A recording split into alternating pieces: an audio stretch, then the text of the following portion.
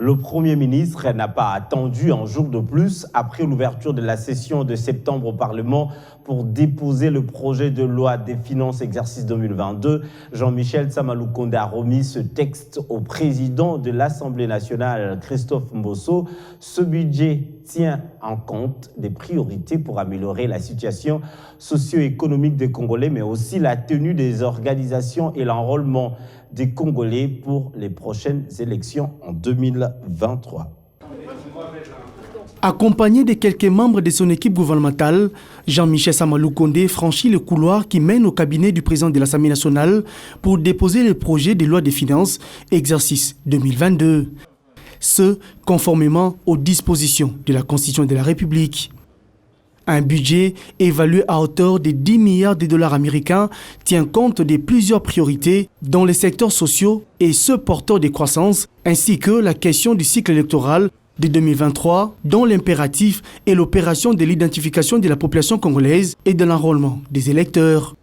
Le chef des Warriors salue le dynamisme de son équipe qui est résolument engagée à relever bien des défis majeurs en faveur de la population congolaise. Une première, parce que nous voulons simplement nous respecter la loi. Et ici, parce qu'il m'a été demandé en termes de priorités ce que contenait ce budget.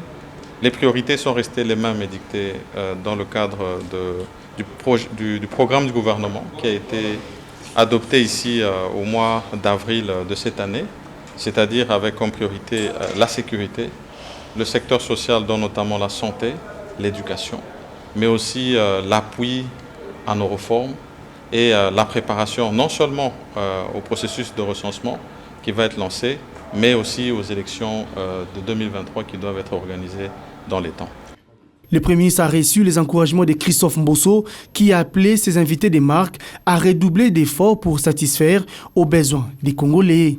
Toutes nos félicitations au Premier ministre et à son équipe. Merci beaucoup.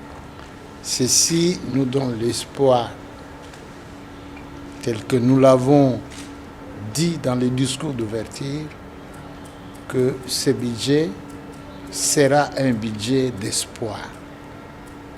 D'espoir pour répondre aux attentes du peuple congolais. Émus de ses devoirs constitutionnels remplis, Sama-Lukonde et ses ministres sont répartis satisfaits en attendant de revenir pour défendre cette loi des finances lors du débat général avant son adoption par les élus nationaux.